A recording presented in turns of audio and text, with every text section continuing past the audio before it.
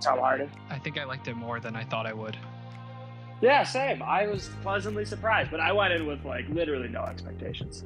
I wasn't bored, which I guess is saying something. Yeah. Yeah. Um, You know? all right, so I'll go ahead and start. Welcome back, everybody, to Movies with G Rose. Here I've got Ronnie with me. We haven't done a podcast episode together since, like, I want to say it was episode 2 or 3, which is when we talked about Marriage Story. And today's episode will be kind of loose. We started talking to each other about like our favorite directors, and it's something that I've always kind of wanted to do an episode on, but never have. What's up, man? Thanks for joining.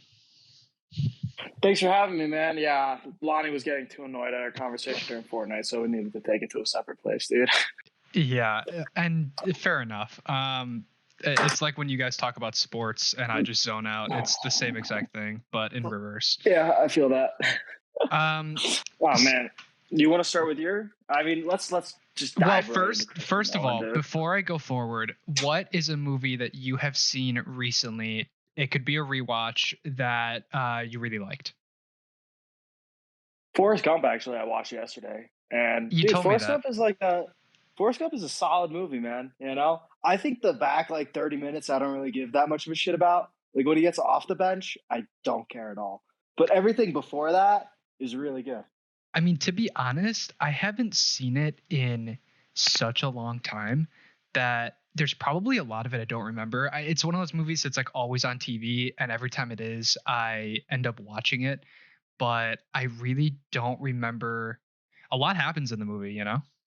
Yeah, dude, an absolute shit that happened. Yeah, I was watching it. I was like, dude, I don't remember like most of this movie. I remember Vietnam. Because You that's know, kind of like the whole shtick of the movie, right? Is that just like a billion fucking things happen? yeah, just like a ton of stuff happens, and Forrest Gump is there. Which now that you put it like that, seems like kind of like lazy, But writing. what But do you think that added something to the movie? I mean, like I said, I haven't seen it in so long that I honestly can't really even put a judgment on it. I don't yeah, know I what I have think it rated as. I don't think I gave it a rating on the letterbox after watching it yesterday, but like I don't know. I think like all of the historical footage that it splices in is definitely really cool, but like I don't know, is that a gimmick? Maybe, but they do it well. So I don't know.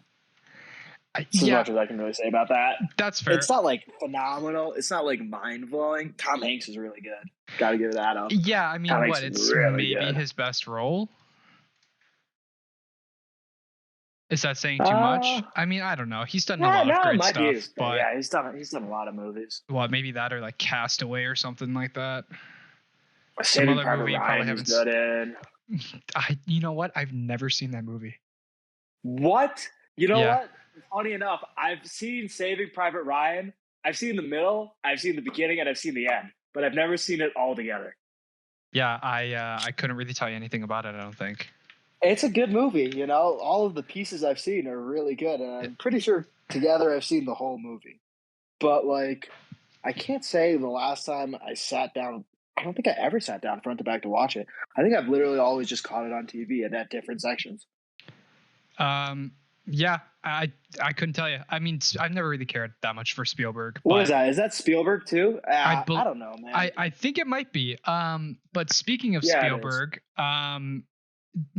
that wouldn't be one of the directors I would say is one of my favorites, but I'm sure we have some strong feelings on the ones that we would say. Dude, he had a hell of a run in the middle. Like, I don't know. Now Steven Spielberg doesn't do anything interesting at all, right? But like, dude, Schindler's List, Saving Private Ryan, Minority Report, Jaws, like he's got some hits, bro.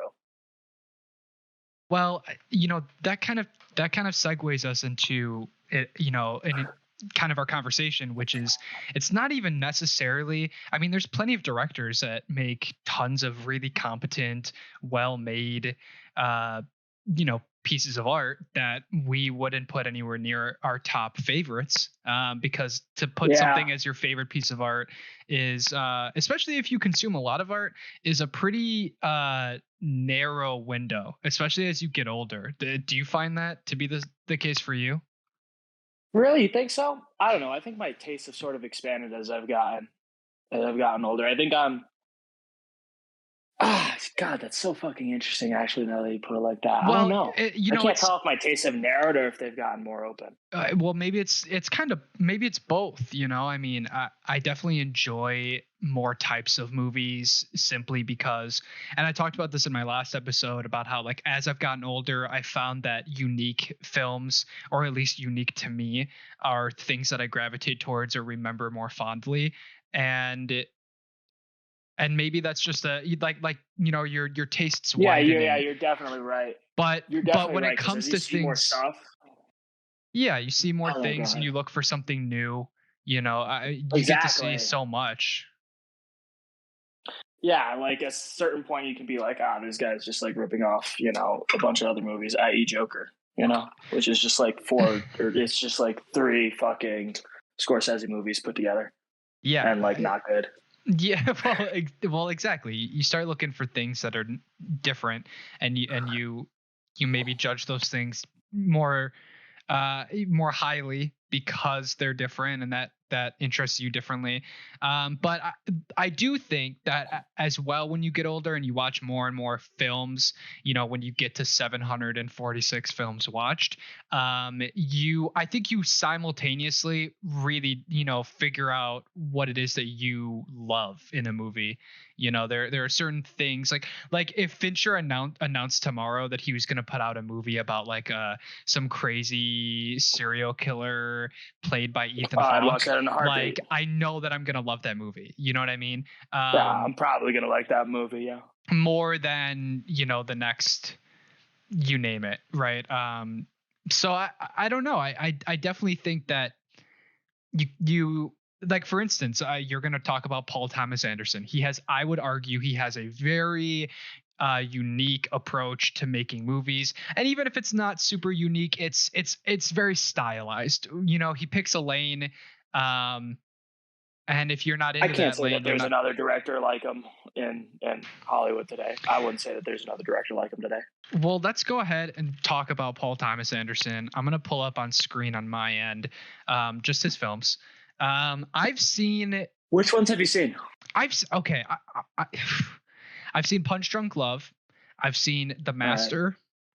I've seen amazing, Boogie Nights, and I've amazing. seen. I think that's it. Yeah, I have not You haven't seen. seen There Will Be Blood? I haven't seen There Will Be Blood. I haven't seen Phantom Thread or Magnolia or Inherent Vice or Licorice Pizza. So I guess I've seen what three of his movies out of, I would say, 8 hits. Those are a pretty good three to have seen, though. Those are a pretty fucking good three to have seen, honestly. But why I is would it say that those you might be like my them so three favorite much? ones. The Master. I mean, the Master is my. I mean, the color palette in the Master, first off, is without a doubt the most like beautifully lit movie I've ever seen in my entire life. Right? Like I Okay. can't think of another movie I've ever seen that looks like that. Right? And I've been looking for it, dude. I started harassing like my friend who does photography and being like, dude, how does he like what kind of cameras and stuff is like doing this? Because I want this in my in all of my life. But like, I think one of the really interesting things is like most of his movies don't really follow. Like, I think Boogie Nights is probably the only one with a traditional like three act story, right? I think that one is like you can sort of fit that into three acts, but like the Master just like I don't know. It's such an interestingly crafted story because you don't meet Philip Seymour Hoffman for like the first like 20 minutes either, right? Like the Yeah, first at 20 minutes least. are Yeah. just all Freddie Quayle. The first five are all just in like the pre is just like World War II leading up to V-Day, right? Yeah. And that's like phenomenal.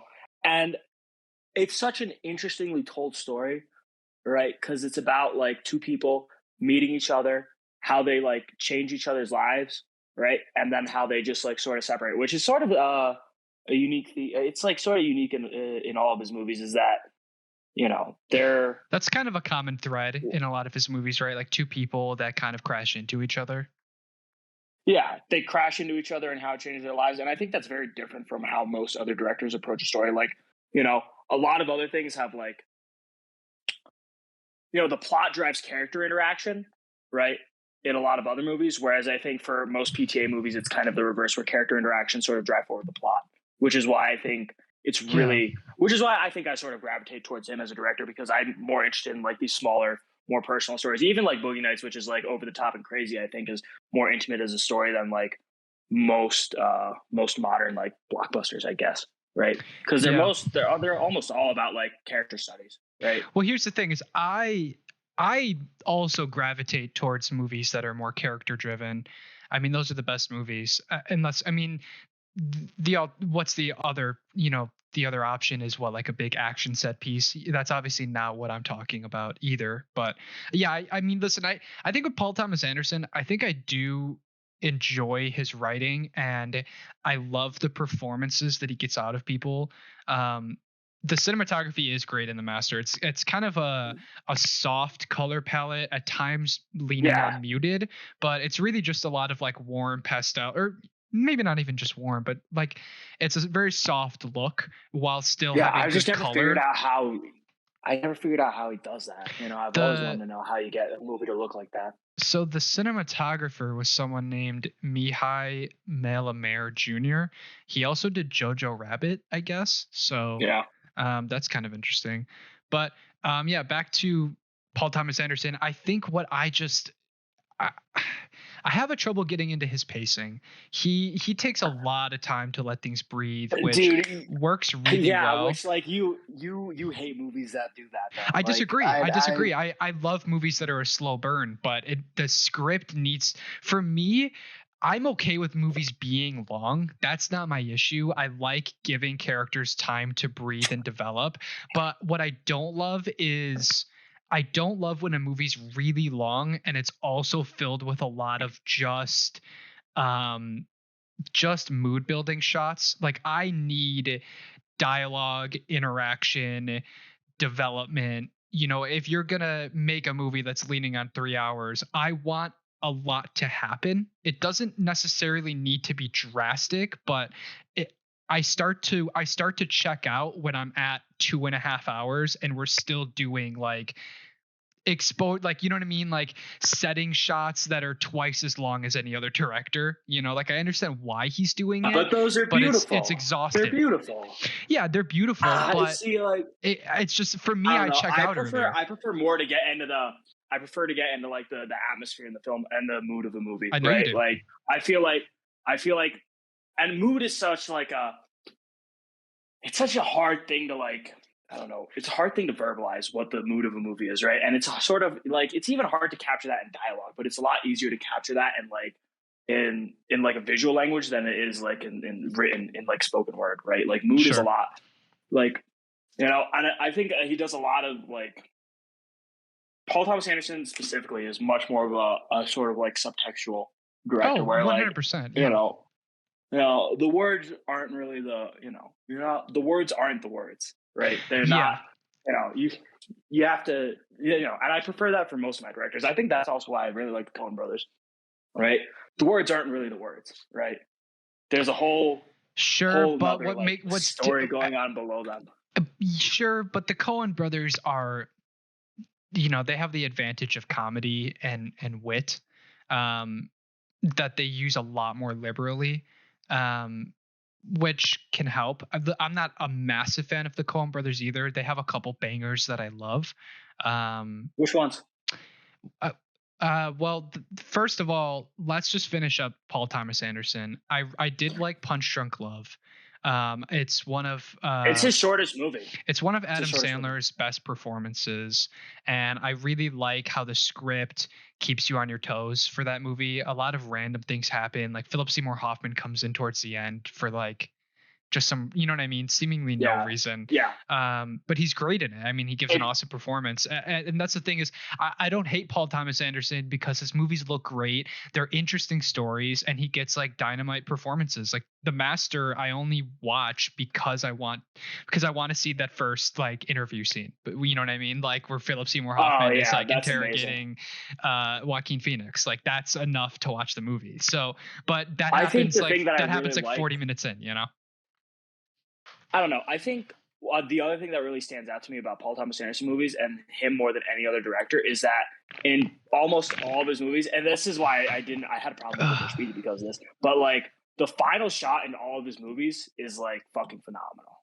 right? Like it's always like almost like every one of his movies that I've seen, the final shot really like stays with you. And I think that's like a big thing for me with directors is like you told me the that last before. thing you see. The last thing you see, like you have to end a story well, right? And ending a story well means getting like that last shot fucking perfect, right? And like that's literally my problem with Licorice Pizza is like I think the final shot is like bad. Like I just don't I think it's don't. particularly good, and I don't think it's good for the story. It's so funny that you put so much weight into that because I never even think about it. Really, I Never think about it. I mean, I think about the last scene, right, to a movie. Like, sure, like a movie has to end well, but the last shot never crosses my mind. yeah, the last thing you see, It just, I put yeah, a massive weight on that. Yeah, I it's guess that's funny. just like my own. It's just like my own thing. That's why I love. This is just like an aside. I don't know if you've seen it, but like Portrait of a Lady on Fire has literally one of my favorite last shots in any movie I've ever seen in my entire fucking life, and it's like because that shot, I still think about it. The rest of the movie, it's in French, and I can barely remember what happens in the rest of the movie. But that last shot has stuck with me for like the last 2 years since I've watched it. That's hilarious. Not it's interesting. Boogie Nights, I thought was fine. Fine. I mean, it's his attempt at like a Scorsese movie. Probably liked it the least out of the three that I've seen. Um, I which is mean, interesting well, because it seems like a movie that I might lean towards, but I just this yeah, it does definitely seem your speed. of the three movies that I've seen, I feel like this one was the most unnecessarily long. I Yeah, feel he like The also does Master like a maybe lot of really long justifies. tracking shots. Yeah. Does a lot of really long tracking shots in Boogie Nights, but they're really well done and they're beautiful to watch. But like, Yeah, I yeah, mean there's it's a lot of just like interesting. setting up shots that he doesn't really have to do. Yeah, and it's interesting to apply that like subvertive, dark feeling to a story like this, but I don't know, I didn't love it. I'm surprised it's from 97. That's older than I thought. Yeah, That's when I was born. if you don't if you don't like his pacing, you should never watch Magnolia because even I struggle to get through fucking Magnolia, dude. And I don't understand. I honestly, I'll be honest, don't get that movie at all. You know, I the final ending of it makes no sense to me. I feel like it's been on my watch list. I can't remember for how long, but I do. Oh, it's Tom fucking Cruise. That's funny. Yeah, it's Tom Cruise. And I need He's to see good, There but Will Be it's just Blood. like I don't get it. Yeah, There Will Be Blood is phenomenal, but like also he spends the first 20 minutes with no dialogue. And that's So fine. like, Listen, for the opener of a movie, I can deal with it. It's when you get towards the end of the movie that I start to become fatigued, especially on rewatch. Like on the first watch, like okay, if I'm in a movie theater, fine. But like if it's like I'm less likely to revisit. Like I've seen The Master twice, and like I don't really think I'll ever. I might watch it again in like you don't think you'll 5 years. ever revisit it, dude? I could watch The Master basically any day of the But week. that's what I'm saying. For Literally me, any day of the week. I gravitate, and you'll see this in my favorite films. I gravitate towards meaty, tight scripts. I don't gravitate. They need to have style and emotion, of course, but the more airy, mood setter films, Oh I yeah, don't. I think I'm okay. I think I'm much more okay with like wandering. You know, Yeah, no, I you know know. what I mean? Like to let like a camera or like let a story like just sort of wander on its own. I think I'm a lot more okay with that from a director. I'm a lot more, I'm okay if they want to wander. If they wander somewhere interesting, I'll follow it. You know. Right. Well, is there anything else you want to say about Paul Thomas Anderson before we move on? Um, What's my this? What opinion, your probably favorite? the best director. Favorite? Oh, The Master, easily. The I Master, mean, and go ahead. it's my favorite. It's my favorite movie of all time. You know. Okay. I also really love Punch Drunk Love. Punch Drunk Love is probably my second favorite of his movies. Licorice Pizza is good, but like the ending, the final shot is not great, and it really bothered me. Yes, a wet ending. Because all of his other movies, yeah, it's not even like it's literally like the final shot is just not great, and it was annoying because like every one of his other movies that I've seen, it's like, oh, great final shot, sticks with you, phenomenal. I expected him to nail the landing, but it's first time in his movies that I've seen that just doesn't.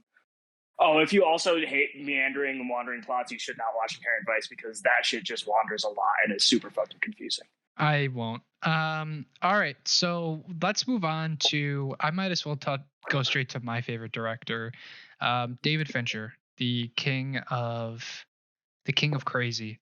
Um, I have to give Mank a rewatch, I don't give. but Listen, at the same time, I don't give a shit I about don't want to rewatch Mank. I don't give a shit about Mank. I don't give a shit about Benjamin Button. I've never seen Girl with the Dragon Oh, he did Tattoo. Benjamin Button. Yes. Yeah, Um, I don't give a shit about Benjamin Button. In all honesty, like but you could. that leaves 5 masterpiece films: Fight Club, Gone Girl, Social Network, Seven, Zodiac. Oh, and The Game, which is also underrated. The Um, Game. I wouldn't say The Game is a masterpiece, but it is phenomenal, starring Michael Douglas. Do you know of The Game? I haven't seen it, dude. Is this like a setup for a joke? No, I would give The Game like a 7 out of 10. It's from 1997, and it's about this rich guy played by Michael Douglas who signs up for a service that he's really rich and he's kind of bored of buying things. And there's this service that they do like weeks worth of like psych evaluations on you, and then they develop a Yeah. game that blends seamlessly into the real world. So you can't distinguish what is the game, who are fake, and what is real life. And that's kind of the premise to the movie. And it kind of Oh, goes to, yeah, it goes down, a psychological avenue. It's David Fincher. It's one of his earlier works. I wouldn't say it's his best or even in the top league, but it is definitely worth a watch. Um, but so I mean, when did he do that? Right after Seven and before Fight Club? well, Fight Club was 99 and Seven was 95. Yeah. So it would have been right in between Seven and Fight Club. Um, so, I mean, listen, The Social Network is probably my favorite movie of all time. Um, he takes a story that has absolutely no right to be as interesting as that movie Oh, is. yeah. It Um, has no right to be that good. and part of that is due to the fact that he got Sorkin to write the script. That's obviously a huge part of it. Um, I actually would not. I don't. I think the movie is more carried by David Fincher's directing than it is by Aaron Sorkin's writing. Because did you ever I mean, watch the it's Steve both. Jobs movie? I didn't. And I mean, I would say it's both. Obviously, I'm not saying Sorkin has made scripts that are too, pseudo intellectual or whatever you might call it. But My they work together so well on this movie. I wanted to bring up the Steve Jobs thing because that's another Aaron Sorkin movie that's directed by like Danny Boyle or whatever, right? And it definitely like is just not nearly like it is also one of those movies. It's like, yeah, the subject matter isn't particularly interesting. Aaron Sorkin does write it well, but like it's definitely not nearly as compelling as like the Social Network is. And I think that's because like David Fincher is behind the camera on the Social Network. Yeah. No, I mean, absolutely. And yeah, David Fincher takes him to another level. It's just this movie is every time I watch it, I love it, and it's it's a good blend of a real story with characters you care about and a lot of comedy. It's a really funny movie, but not in a ha ha cracking jokes type of way. It's just clever, well written dialogue. And I think that's why I continue to come back to it. Is it's not the story, it's not the fact that Mark Zuckerberg was some smart kid that stole an idea. It's not about him making a dating website. That's not why I give a shit about this movie. I care about it because the characters and the way that they interact with each other is so real and so funny, but rooted in reality, that the runtime flies by every single time. The performances are insane. Yeah, you're right. That movie really is unbelievably well paced. The runtime just flies by from The the beginning to pacing end. is It doesn't. insane. It really doesn't slow down at all. There's No, like that's the thing though. I don't think there's much room to breathe in that movie. it's 121 minutes and it's tight and there's nothing in it that I would necessarily cut down or remove. I'm not left wanting more from the story. The ending is phenomenal. Like you come out of that movie and you're like, holy shit, Andrew Garfield is like and actually, and like as I've gotten older, I've realized how much I love him as an actor. Um, I don't. You get the random like Justin Timberlake performance that is just Oh absolutely yeah, like is that his like insane. first acting role? Is that his first acting role? He's done a bunch of random stuff that is like pretty good. He did In Time in 2011, and Social Network was 2010. So, Inside Llewyn Davis 2013. Um, Oh, dude, what a movie that one. I guess it's Justin Timberlake's first like big movie, kinda. Yeah, I guess so. Um, yeah, I don't know. I love this movie, and it is because of Fincher. There's a lot of movie like videos out there that show how interesting Fincher's camera movement is, and it's a very Yeah, subconscious thing, but he's able to move the camera with the characters in this synchronization that it keeps the movie going. Like I think when you move with the characters as much as possible and have these like interesting shots like that, it makes you feel like you're moving through the movie. I don't know. I His think my pacing is favorite. I think insane. my favorite. I think my favorite Fincher shot is the crane shot at the end of Gone Girl when Amy Mm, falls into Ben Affleck's hands, and then it's just like that crane that goes straight up. That's a beautiful shot. That's yeah, unbelievable. yeah. Yeah, And listen, I think Gone Girl might actually be my favorite of his movies. I Now mean, that I think listen, about it, he's a killer, and I don't even think he writes like most of his. I don't know if he's written any of his movies, but he clearly loves these stories about crazy people, these that he sees potential in, and that's what all of his movies are. It's kind of crazy. Like, Fight Club is an I don't absolute think. masterpiece. Gone Yeah, I Girl. don't think I could pick a. Yeah, now that I say it, I don't know. All of David Fincher's movies are really close together, in my opinion. I I love love The Social Seven. Network. Don't get me wrong, but I love Fight Club and Gone Girl and Seven, honestly, just as much. Seven, I would say, is a small step down, just on rewatch. I Really? mean, well, listen, Is it because you know? no, Is it it's because you know it's Kevin no, Spacey? it's because Seven is the epitome of a cliche of a cliche, because it kind of invented and perfected that cliche. It's so drenched in the muted color, cop dynamic, grungy. It has a very similar detective tone as Saw. Um, Does it really? I've never seen the Saw movies. yeah, I mean it just that detective element of it is so 90s. This movie came out in 95. It's so like on rewatch it feels a little cliche, but I still love it. I It's mean really. the it's so dark and disgusting, and I think you know what I think it is? I think when stories aren't afraid to go to dark places, I enjoy them more because it feels like there's real stakes. And in all of Yeah. his movies, you always have a sense of what the stakes are, and it drives that suspense, that thriller, and and he can still make them psychological.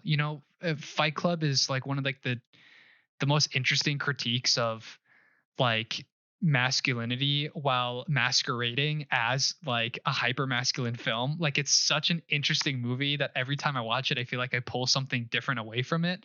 um Oh yeah. I don't know. I, I I think know it's I've been really talking a interesting that while. you mentioned the like dark, grungy, like atmosphere for Seven, because like if you go to Zodiac, then right, the most like Clean. one of the one of the craziest scenes there is like when the Zodiac killer kills those guys in the park in the broad daylight, right? And Yeah, that's like just so much different from anything else in Seven.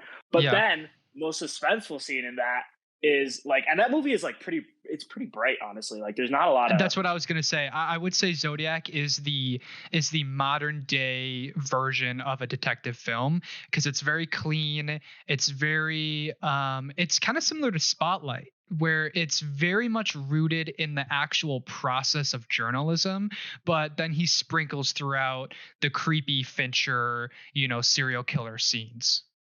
He's really good at suspense, isn't he? Oh, I mean, yeah, you're gonna see that in my list of favorites. That's what I gravitate towards suspense. I really enjoy like slow builds and then like powerful payoffs. um What did Zodiac you is think of probably Gone lower on Girl? my list. I love it. I fucking love Gone Girl. I love Gone Girl. Ben Affleck, it's probably his best performance. She's awesome in it too. Rosamund Pike. And then you've got like randomly good performances like Neil Patrick Harris and Yeah, Tyler Perry, just Tyler like come out Perry. of Yeah, nowhere. And it, yeah, and it's absolutely kill it. I love it. It's the script is so juicy and the turn is so good. It's based on a book, and Yeah, the author of that book also wrote Sharp Objects, which is an HBO miniseries with Amy I didn't Adams. care for Shop Objects, honestly. Okay, I did enjoy it, but yeah, I mean, I love crime movies and suspenseful dark movies. I would give Gone Girl an 8 out of 10. I'd give Social Network a straight 10 out of 10. I'd give Fight Club a I 9 out of 10. Um, 7, I I'd think give I an have 8. Fight Club at a 10. I think I have Fight Club at a 10. I mean, it's incredible, dude. I watched it with Natalie hadn't seen it, so I watched it with her for the first time, and it was like, it's just so fucking good. And Brad I Pitt feel is like just Fight Club incredible. does take a kind of while to get started, though. It opens up strong, though.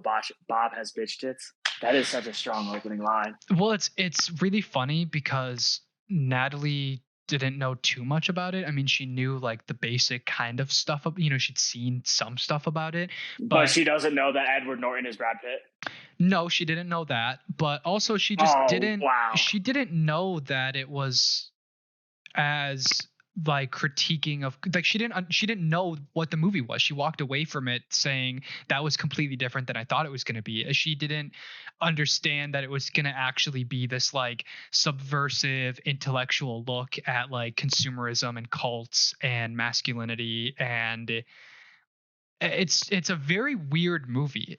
There's no other way to describe it. It's filled with these really weird sequences. Again, a story that David Fincher did not write. It's based on a book that he didn't write, but he's able. I don't know how he He's able to pulls these adapt them really stories. well. Yeah, it's crazy. I mean, You're right. Now that I think about it, Social Network is adapted from a book.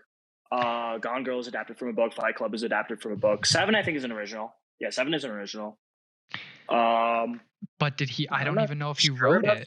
Zodiac is like a real story. Like the Zodiac killer is a real person. So Yeah, I he guess didn't. that's adapted from real life. He didn't write Seven. He didn't write Zodiac. Like he doesn't write his movies. Now I'm sure that he has a lot of control over the script, but he's not a writer. Oh And I yeah. think that that makes him unique in the sense that he has this collection of like really insanely good movies, but he doesn't write them. Like that's kind of unique for such a polished director. You're right, actually, because now that I'm thinking about it, like if I had to say my favorite directors, Paul Thomas Anderson writes all of his own movies. Coen Brothers write their own movies. Wes Anderson writes his own movies, and I fucking love Wes Anderson. Well, I You think know, I think we've talked enough about David Fincher. I obviously love him, and I dominated this segment because of that. But his no, movies, I mean Fincher is a phenomenal director. yeah, his movies kind of got me into this genre of psychological thriller. The movies that he's made were probably the first that kind of like made me realize like, oh, this is the type of movie I enjoy. Like there's other directors that do similar movies, but he's kind of what got me into this niche. So, do you want to talk about Coen Brothers? Do you want to talk about Wes Anderson? What's your number two? Or throw one out there that would be your favorite. I do want to talk about those Yorgos Lanthimos movies because that is such a unique. So, fucking, like, are you saying that Yorgos is one of your favorite directors? I love his movies. I mean probably one of my. I've only seen two of them though, but I love both of them. Right? How about I we do have to this? speak of a Sacred Deer. How about we talk about your top three, and then at the end we can do some shout outs. All right, for sure. Yeah. Up next then has to be the Coen Brothers. Right? Have you seen Barton Fink? Fucking phenomenal. I have not seen Barton Fink. I think let me pull up the filmography. What have I seen and what haven't I seen? I don't think because I don't think I've seen their entire filmography. I don't think I've seen most of my favorite directors' entire filmography. Okay, if you'd like, I'll talk about the ones I've seen. Just real quick, I'm just going to mention the names. Ballad of Buster Scruggs, Oh Brother, Where Art Thou, A Serious Man, Blood Simple, Burn After Reading, Hail Caesar, No Country for Old Men, and Fargo. I've seen a lot of their work, about half. Yeah.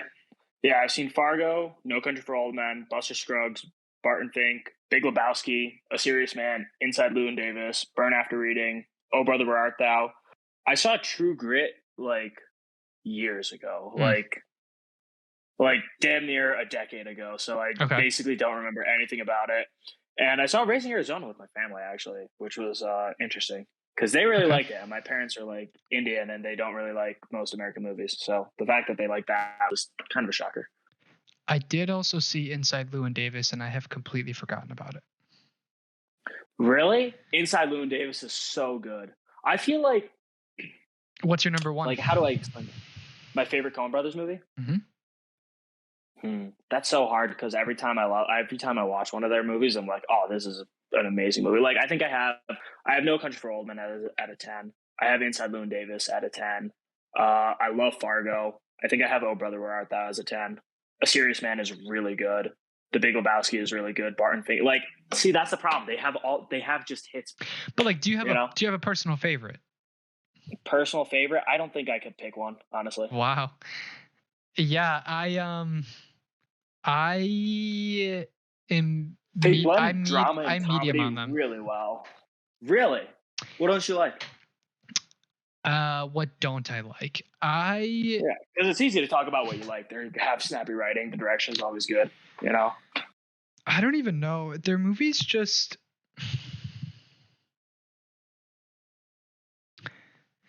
well, it's tough. Like, oh brother, where art thou? I thought was fine. I don't know what it is. Like a lot of their movies, I just kind of forget about. There's two movies of theirs that I adore. But I think that which two? I think Burn After Reading is one of my favorite movies. Part of that is obviously Brad Pitt, but really they're all great in it. I've come to realize as I've gotten older that Brad Pitt is like actually phenomenal. Brad Pitt's one of my favorite actors. Um, I would say Burn After Reading and A Serious Man. I think those two movies are absolutely incredible. Um, Everything else they've made hovers around like an 8 or a 7. I don't really What like do you think about the Fargo. first scene what do you think about the first scene in a Serious Man? Like that weird fucking Jewish demon like thing. Oh, You know what I'm talking the about? little excerpt. Yeah, Yeah, it's like a prologue or something. I don't know I like what. it. It's weird, but you know, I think what drew me to that movie is I think A Serious Man is trying its best to be a modern uh Jewish Parable. parable, specifically a Yeah. Jewish parable. Because you know, I grew up around Christians and I grew up Christianish, and um they don't end the same way that Jewish parables do. And the way that A Serious Man opens is on a Jewish parable that kind of illustrates that the endings are usually like kind of confusing and unsatisfying.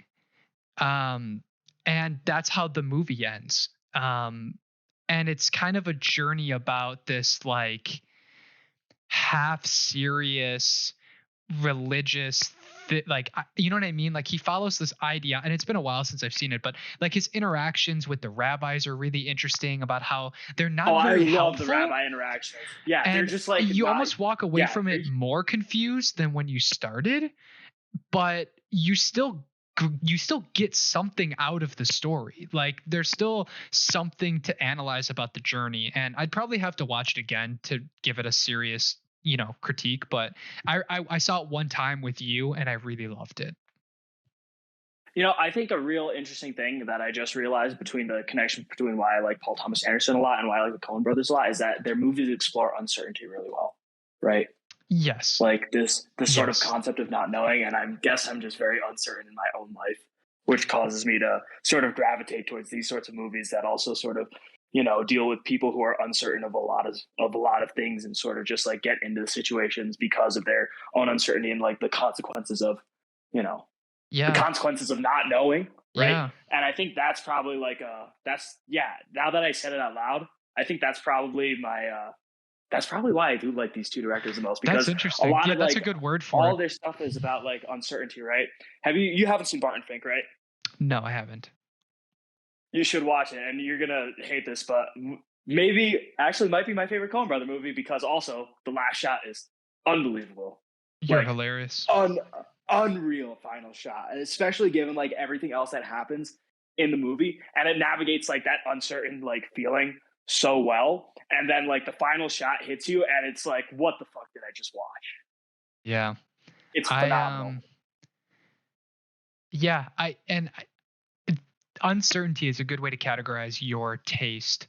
Um because I enjoy, and I struggle to think of a similar word that I could use for mine, because I enjoy psychological thrillers, but it's not the uncertainty necessary. I mean, I love suspense, which is rooted in uncertainty, but it's a different type of uncertainty. It's Yeah, mine's more of like a, you know, not to be like, it's more like uncertain to be about like, one's place in the world, right? Which is maybe, I sort of like a common thing in all of these in all of these movies.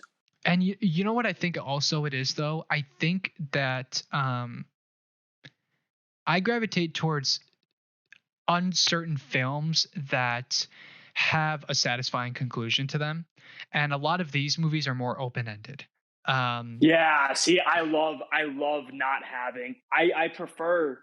I think I would prefer like the non conclusion. Like, and I you would know, too, but I still need a really strong climax. If a movie just sorta peters out, I tend to enjoy it less.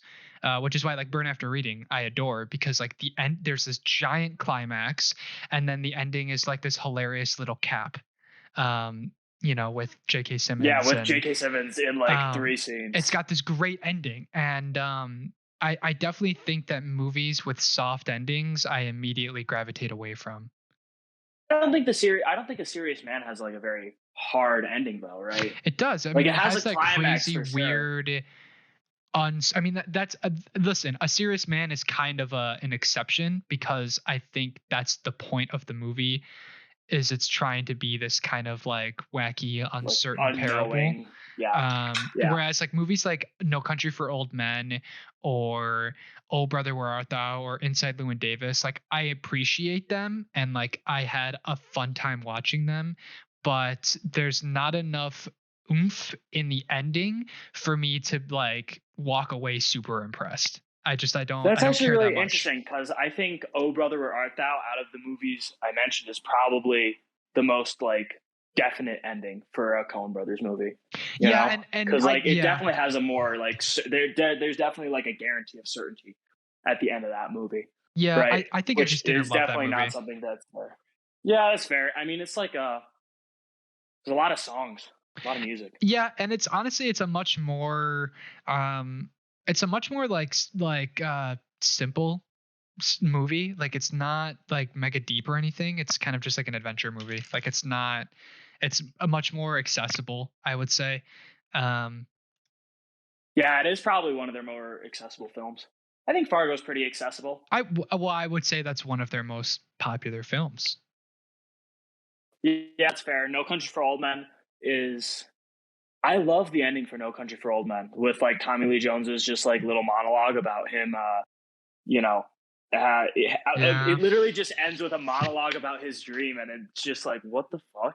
And Yeah, then it see, just I didn't ends, and love I'm like, that. what a movie. I didn't love that. I don't even need it to be some like giant climactic shootout or something. Like I don't need it to be cliche. I need something a little more than that. I didn't love the I ending to like that it. I movie. like it a lot when a movie leaves me with a lot of. I like it when a movie leaves me with questions, right? I do Like too, but I interpretive would still questions, not like rather not like have. plot questions, but like because like you can interpret what he means from his dream. You can interpret that a lot of different ways, right? And I prefer a movie that ends like that as opposed to like the more concrete, I guess, endings, right? Yeah, Where it's like thematically concrete. I do think I prefer like some thematic uncertainty, which that's like interesting. you can interpret in a lot of different ways. I don't. Yeah, that's fair.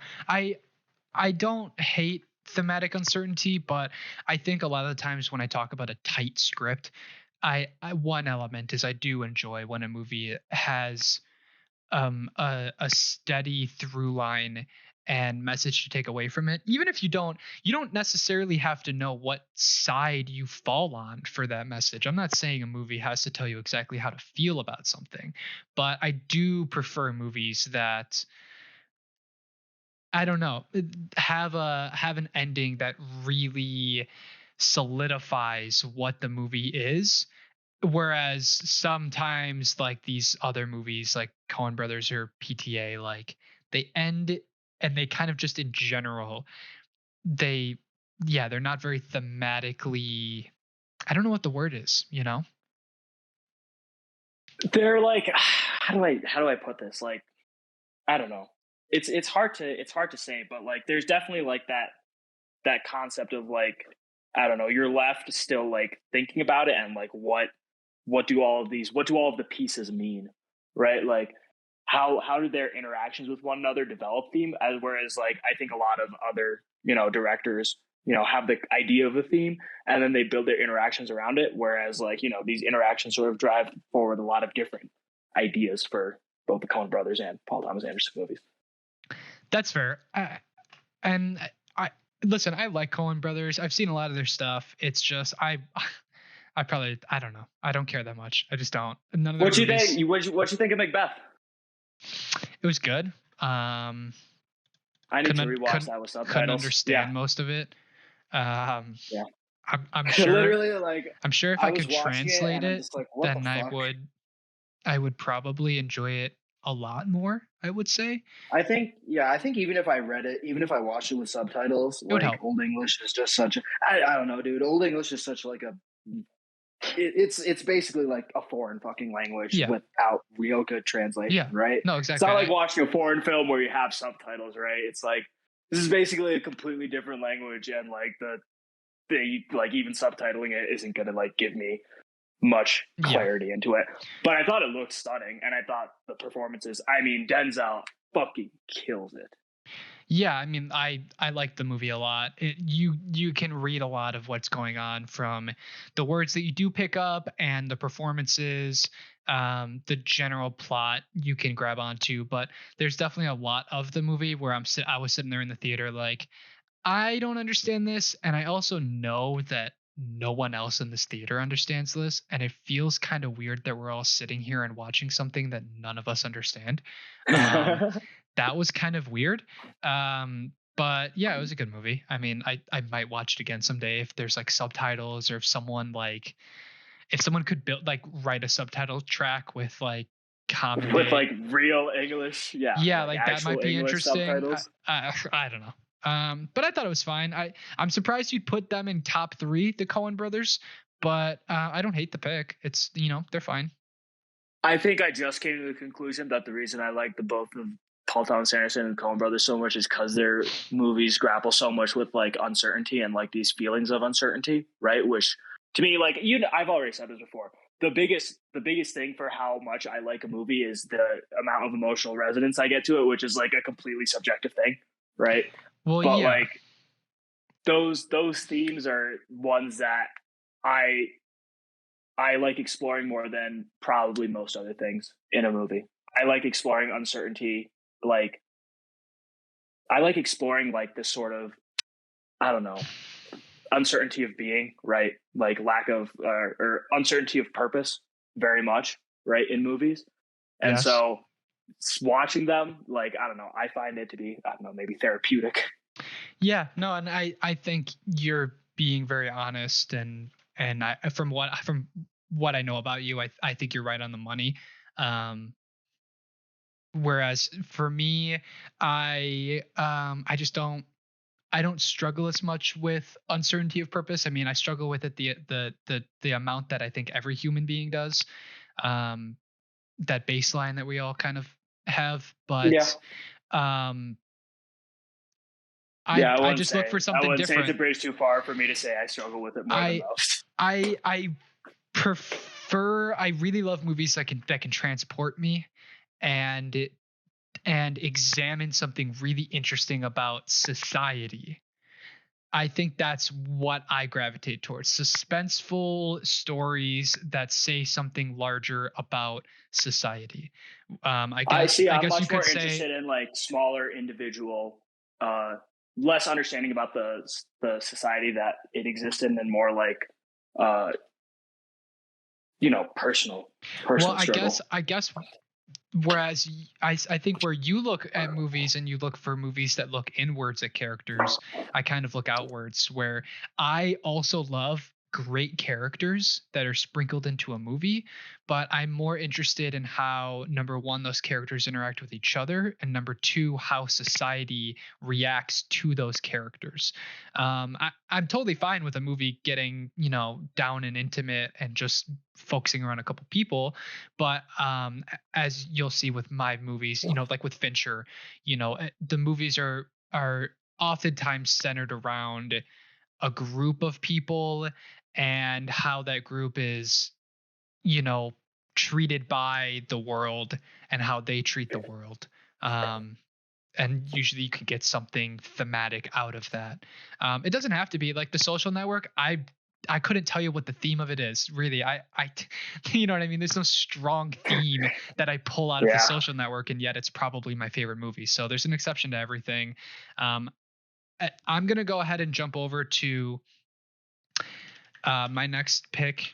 You already know what it is. It's this person has become, one of the only directors that even I never thought I'd have someone rival um, David Fincher, but Denis Villeneuve has become such a favorite of mine.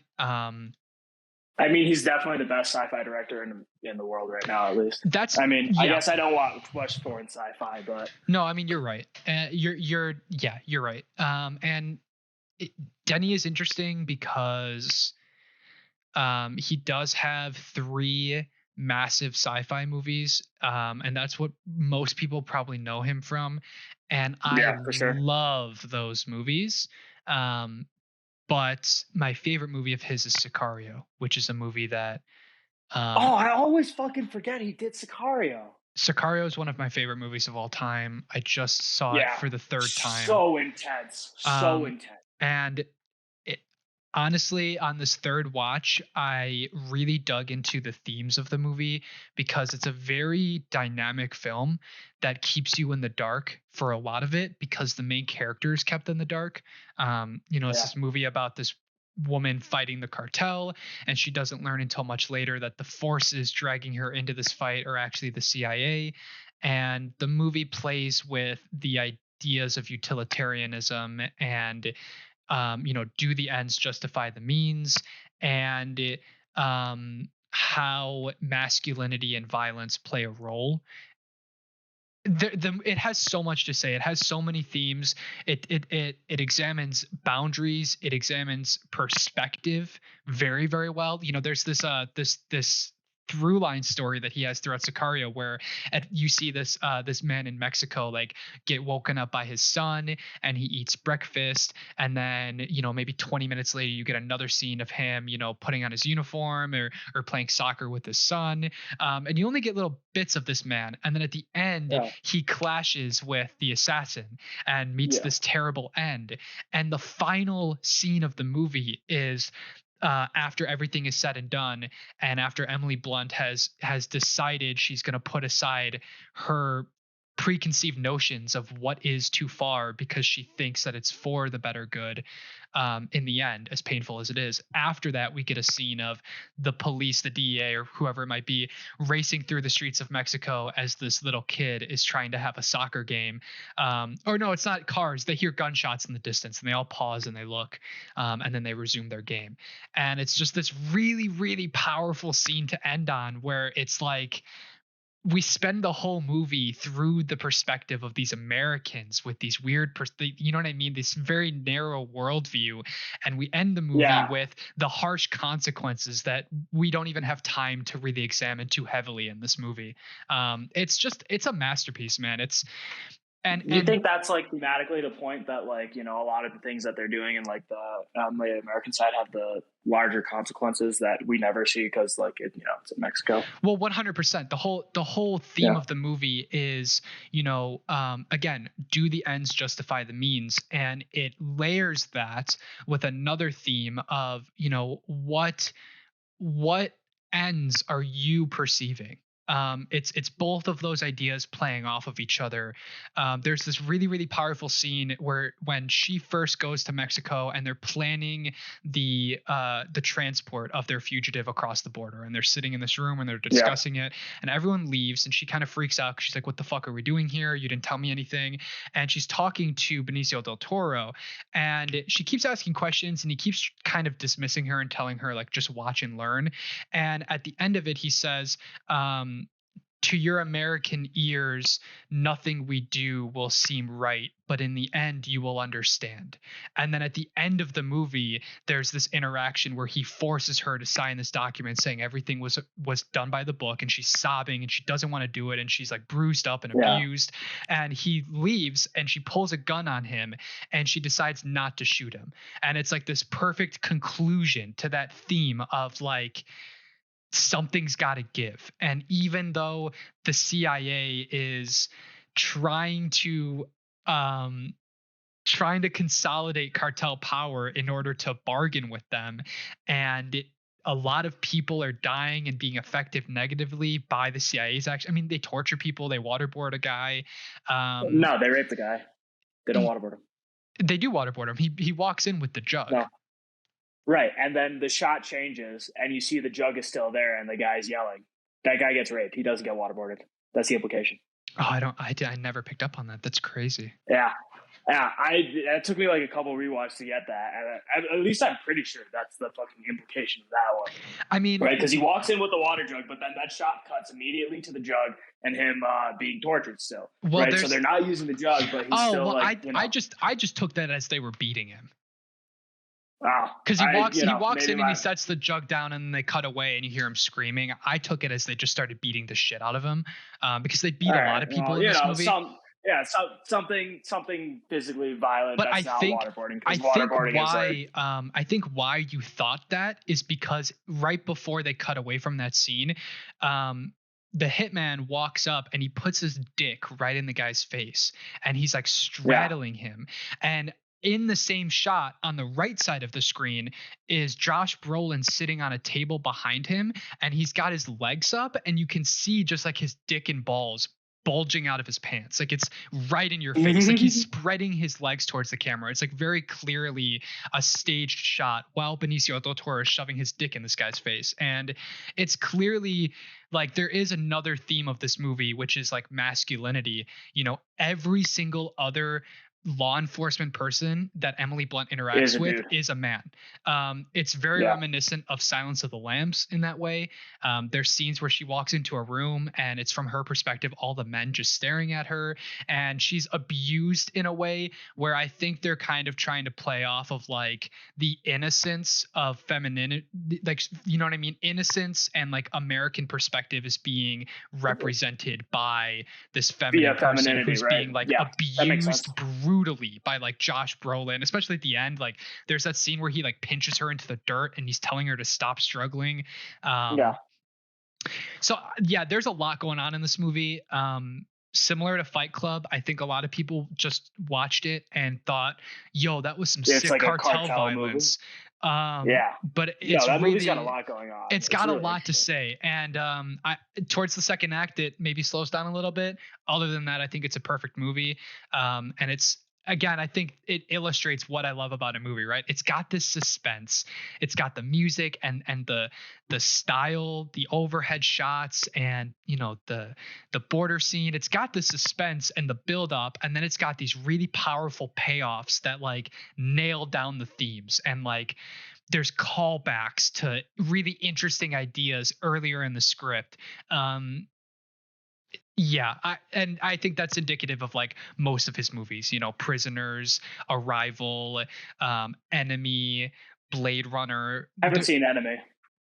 It's like 90 minutes. It's pretty good. Oh, really? Okay. Might just knock that out today. But they're all movies that, you know, they end in a way that's really trying to nail home like what the movie is about. While still having like really intimate character interaction. What did you think of Dune? Because that's his first adaptation, isn't it? I think that's the first thing that he's adapted. I saw Dune once in theaters and I loved the absolute fuck out of it. I I definitely think it benefits from a theater experience, um not just from like a visual and sound perspective, but I think also like it's a movie that really takes its time, and it ends in a way that is so it ends in a way that's unsatisfying because they have to have a sequel There's because it's more. such a Yeah, long book. And it kind of, if I have one complaint about the movie, it's that it kind of just ends. That's the one complaint it everyone does kind has of just about end it. There's this massive climax that happens, and then there's like 20 to 30 minutes of just like, of just like this is setting how up we the get next to movie. yeah, setting up the next movie. So that's, It's so different from any of his other movies because all of his other stories are like very tight, self-contained, yeah, self-referential plots, right? yes. And then Dune is just like setting up a bunch of stuff, right? But I And I that's love like it. what the movie is. Like Blade Runner is similar. Obviously, it's closer. Dune is closer to Blade Blade Runner Runner, than I it is think, is, Arrival. but Blade Runner is like self-contained. You Yeah, know what I sure. mean? Like, there's callbacks to the original movies, but like, I hadn't seen the original Blade Runner when I saw 2049, right? Yeah, So I went but into it with like no knowledge. at the same token, once Dune 2 comes out, we're gonna say the same thing. It's a self-contained story. You know what I mean? Like that doesn't. I think what we're driving at is that Dune is more of it's more of a traditional sci-fi movie. It's not trying it. Dune is a movie Yeah, where you're right. It is definitely more traditional. isn't um Denis Villeneuve isn't trying to insert his own specific theme. He's adapting a story that's really, really well done. He does it with incredible visuals, incredible suspense, incredible music, incredible performances, and great writing because it's based off of a great book. But it's not, if you compare it to something like Arrival, Arrival is a movie that doesn't yes, it's a sci-fi, obviously, but it's a very intimate story, and it's a story Yeah, about Arrival is amazing. right. It's a theme that people can easily apply to their own lives, more or less. The idea of What do you take the theme of Arrival? um, there's two themes. There's number one, which might be the number one theme, which is if you saw your future, would you change anything? And it's like this idea of like if you knew that like the whole theme is kind If of you know based how off the of her story's gonna daughter. end, are you gonna? Yeah, if you know how the story's gonna end, do you um still, yeah, you know, but then it's do you still also take the steps? more broadly it's a movie about communication, and about like working together. There's kind of both of those themes are at play in the movie, but I would say the deeper, more powerful theme that sticks with you is that theme that the movie ends on, which is when you find out, the big reveal that her Yeah, daughter what an hasn't been ending, by the born way. yet. That's kind of the real ending. But both are at play. I think it's a great movie. Blade Runner is also, pretty traditional. I mean, Blade Runner and Dune go hand in hand because they're not I super. really disagree with you because I think thematically, this is what I did. This is why I was like, I didn't really care much for Dune, honestly, because I think Dune, as far as I understand from the story, is like very much a traditional sci-fi story, right? Where like, I would say you're you wrong know, because you don't know the ending of Dune. Um, okay.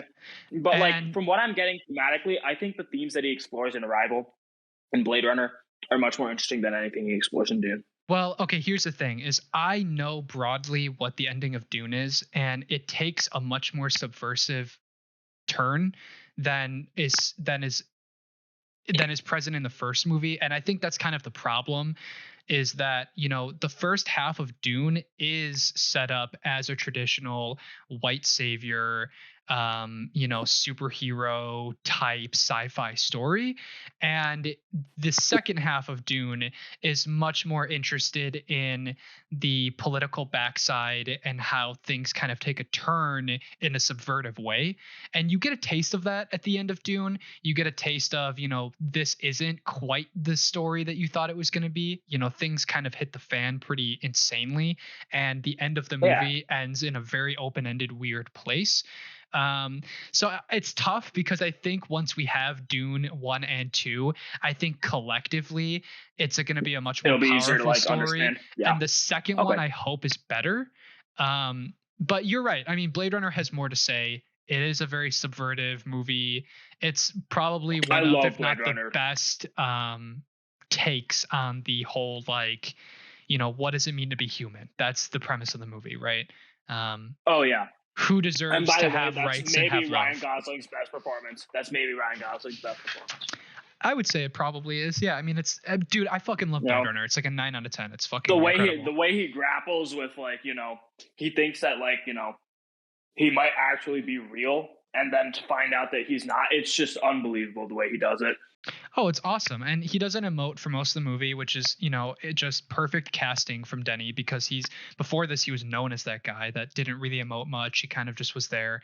And it works in this movie because of what his character is. And when he does have those emotional outbursts, it's not only more powerful from like a pacing perspective, but it's more powerful from like a thematic perspective, because you actually, you know what I mean? Like, you're actually seeing the point of the movie by watching the progression of his emotion, right? Which is like, number one, what makes you human? Number two, who deserves love? And number three, is the knowledge of the first two, does that change who you are? Because it's very clear that just learning certain things about himself allows him to be a different type of robot. You know what I mean? Like, Yeah. all of the Believe rebels. that he was real made him Right. like think, Right. It all started with an idea that allowed him to break his programming. And so those are all really interesting themes that play well with each other. And then, of course, you have just like gas performances, gas cinematography, gas songs.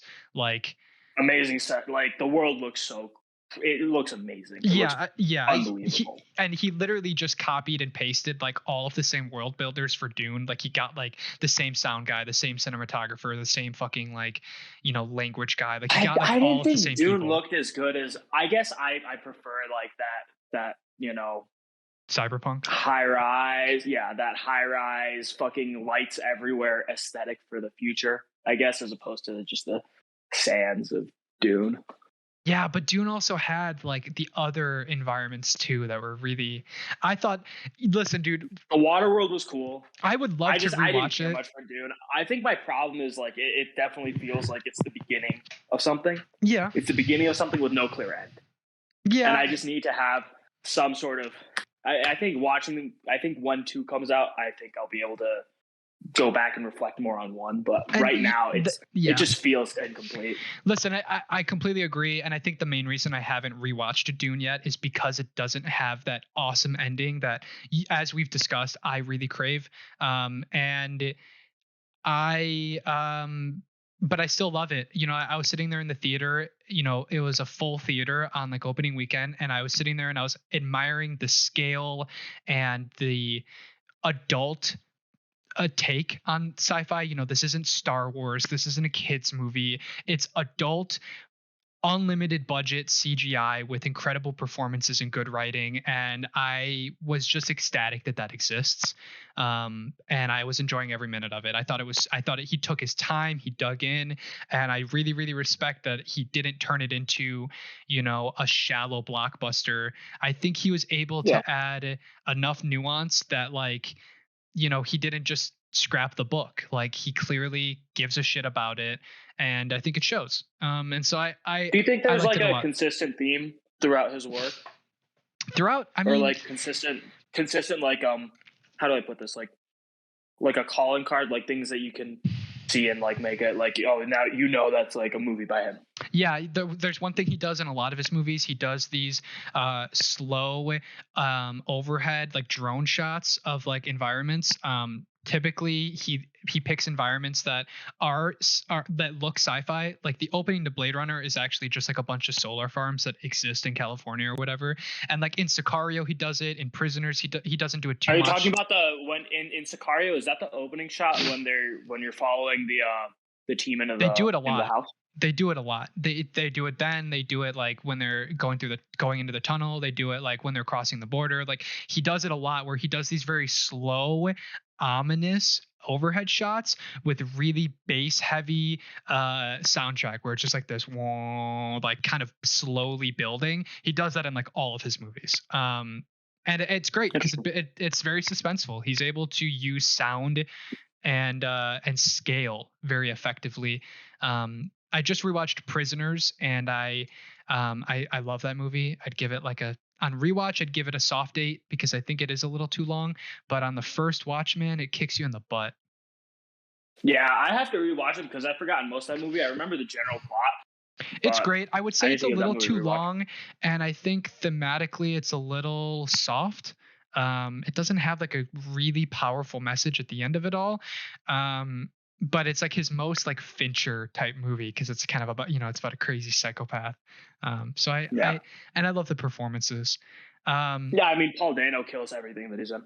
Yeah, and also it's Hugh Jackman too. Well, it's funny when I rewatched Prisoners, I was like, damn, did Matt Reeves watch Prisoners and decide like this is what Batman should be? Because like I'm pretty sure Paul Dano's doing exactly what he's going to do as Riddler.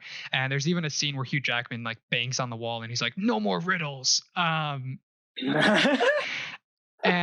even you watched that scene, it was like I found my dude Riddler. For real. Even like the car that's parked on top of like the hole is like a muscle car that looks just like the new Batmobile. Shit, dude. It's kind of funny. Like, and then there's like the other creepy guy that he plays like a henchman in The Dark Knight that Batman beats up, like the guy that looks just like Paul Dano that's also crazy and everything. Yeah, I know who you're talking about. He looks like a mixture of Paul Dano and Cillian Murphy. Yeah, there's just like a lot of like little things in here that's like, okay, I could see Batman coming out of this. That's actually really funny. I'm gonna rewatch Prisoners now because of that, just so I can see what Matt Reeves saw. Yeah, I mean, dude, Hugh Jackman, Jake Gyllenhaal, Terrence Howard, Paul Dano, Viola Davis. I mean, it's stacked. That's a hell of a cast. Yeah, that's a stacked. Cast. And while we were watching this, Natalie turns to me and she goes, this is a really pretty movie. And it's true. Like, one thing I haven't touched on at all. I've been talking about his script and his writing and his sound, but like his cinematography is like nearly unmatched. Does he write his own movies? He didn't write Prisoners. He didn't write Dune. It's looking like no. No, he doesn't write his movies. But I mean, dude, his movies are so beautiful. The cinematography is like, it's A++. So check out Enemy. Yeah. It's one of his softer movies because it's early. And I've only seen it once. Is that the one where Jake Gyllenhaal? There's like 2 Jake Gyllenhaals. Yes. Okay. But it's very open-ended, so you might like it. It's a very artsy movie. It's only 90 minutes. Yeah, I like that. I can crush that. I've never seen Incendies or Polytechnique, for the record, so I don't. Yeah. I don't. Well, I don't even know what those are. We are at the end of an hour, so I know there are more directors we'd both love to talk about. In broad strokes, can you name like a couple more that you like really love? I love Wes Anderson. Me too. I've seen all of his movies except for the stop action ones and Bottle Rocket. Isle of Dogs is fine. I just don't love the medium of stop motion film. It's just not for me. It's the same thing I feel about claymation. I just don't care about it. Grand Budapest Hotel is one of the greatest movies ever made. I fucking love Grand Budapest. The Royal Tenenbaums is also absolutely fantastic. I think a thing that I really like about him is like his movies come off as very childlike due to the direction and all of that stuff, right? But there's this really throughout all of his movies, there's like this interesting undercurrent of sadness throughout all of them that is really that it's hard to place, but you can definitely feel it. And I love that. It's like so. It's sadness from kind of almost a child's eyes. Yeah. It's simplistic but still weighted. It's really hard. It's like it's definitely not easily able to like see it, right? When you enter a Wes Anderson movie, it's so joyful and stuff that like it's really you can feel it, but like it's hard to like place that feeling. Yeah. You know what I'm saying? Any And other that's what I directors? really love. Like I said, Yorgos Lanthimos, what a fucking weirdo. Yeah. You know? He A writes fucking weirdo.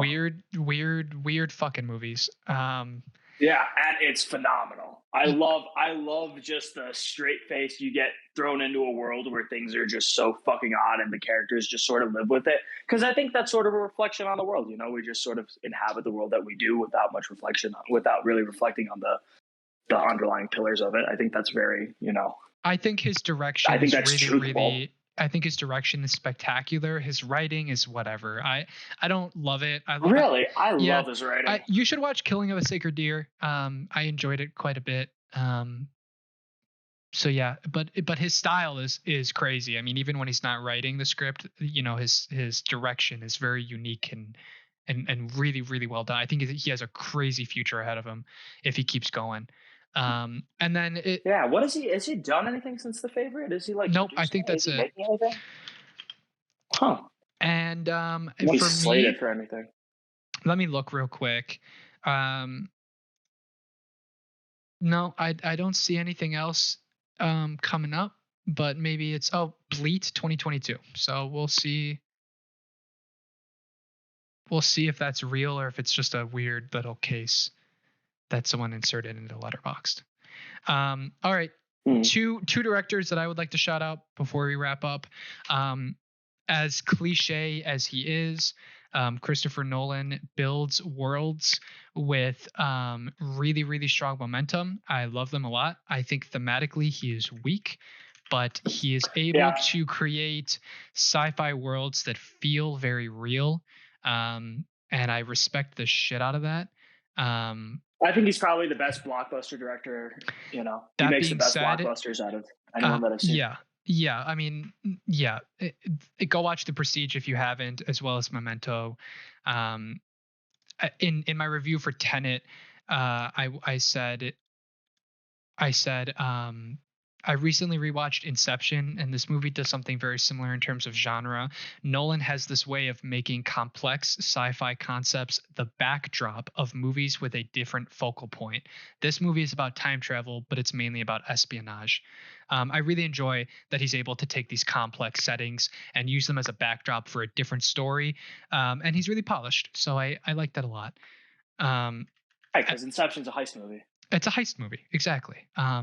Exactly. And then I have to shout out Tarantino.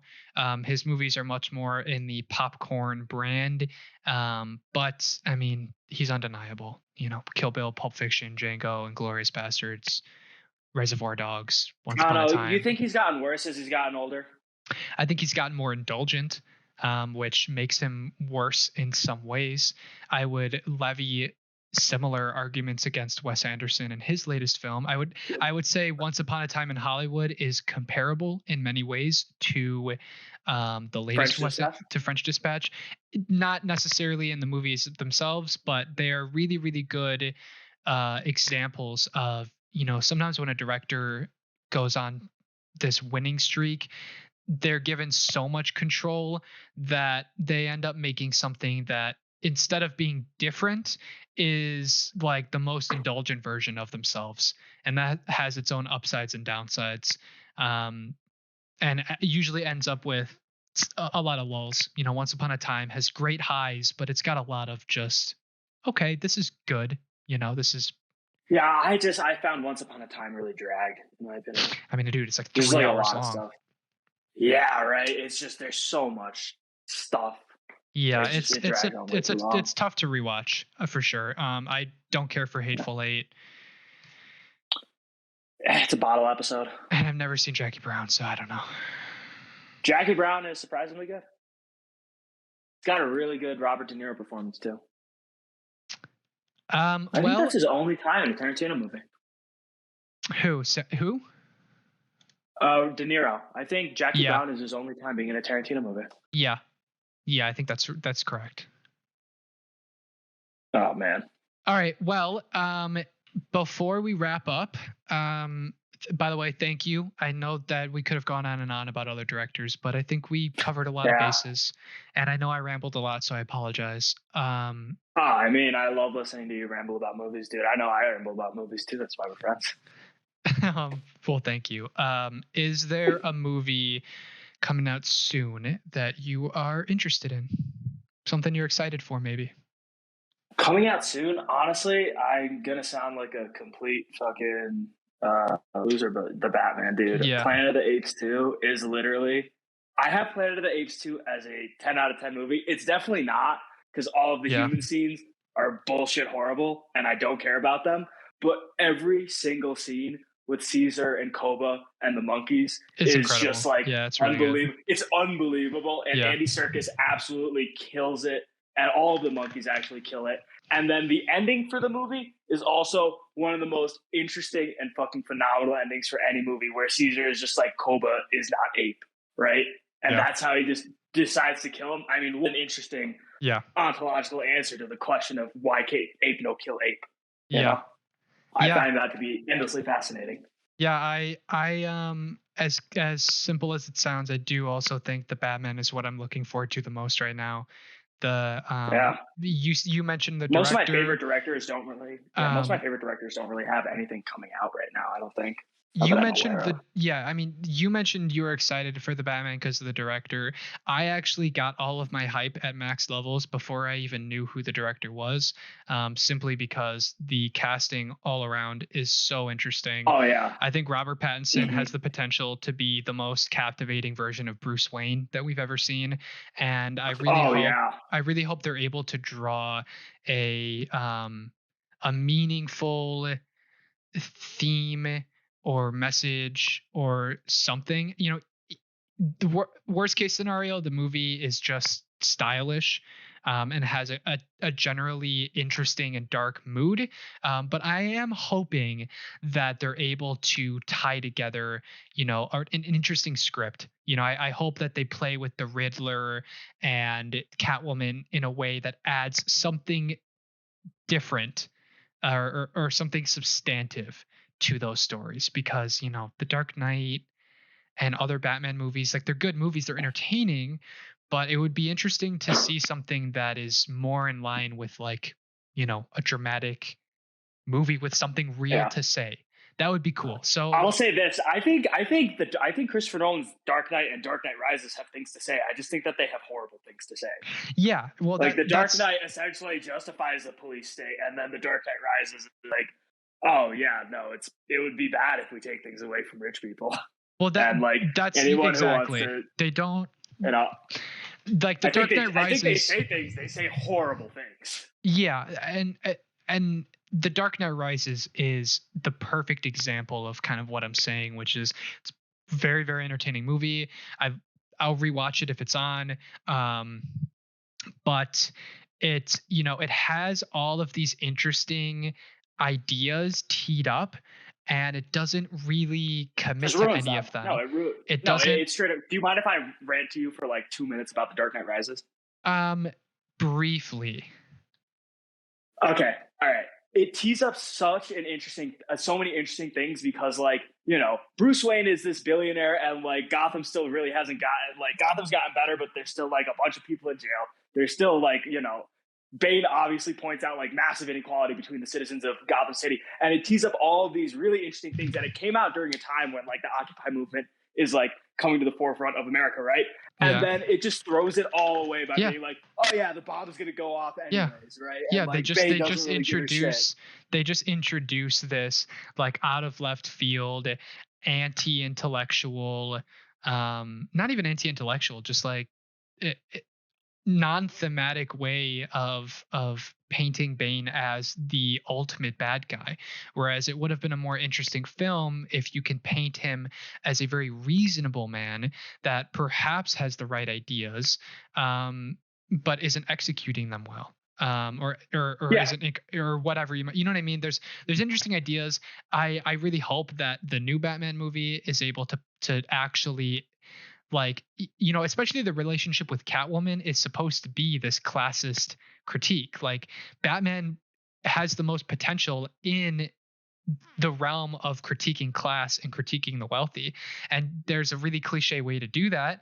But, you know, mega rich billionaire Bruce Wayne falling in love with, you know, criminal poor Catwoman, Lorna and Kyle. you know, and dealing with ideas of class interests me much more than Batman beat up crazy guy. Batman beat up Bane. Right. I'm hoping that they go the extra step. And then the other movie that I'm interested in is Jordan Peele's third film, which comes out in July, called Nope, starring Daniel Kaluuya. I hope it's good. What? Yes, his third film Is comes there a trailer out. for that? There is not. There's only a poster and a title, and a short cast list. We know nothing about the movie itself, only that it's coming out in July. His first movie, Get Out, is probably maybe the best script ever written. The second movie is very mediocre. Nope, I hope, is a I found powerful us third. to be scarier than Get Out. I don't give a shit about the horror. I just think the script is boring as shit. About Body Snatchers. Yeah, I just think thematically, I don't give a fuck, and I think Get Out is like the best script ever written. I actually mean that. So really? Yeah, I would recommend revisiting. It's really movie. tight. Yeah, it's I mean, perhaps I've seen it the like tightest 3 or 4 times. It's really tight. Yeah, I'll give you that. It's very good. It sets up a lot. It tees up a lot of things that it has very payoffs for all of them. Yeah, it's pretty awesome. Yeah. I mean, it's really it's able to like critique like race in a way that isn't like too over the top, and is like it's definitely a to unique the plot perspective as well on race politics. Yeah, it's definitely very interesting. It's essential to the plot. It's very Twilight Zone. It does everything right.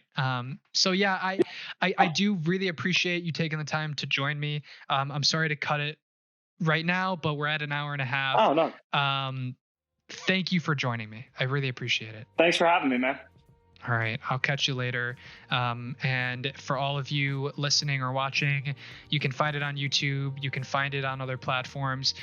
Go to withgrose.com for all of the links. And I'll see you guys in the next episode. Bye-bye.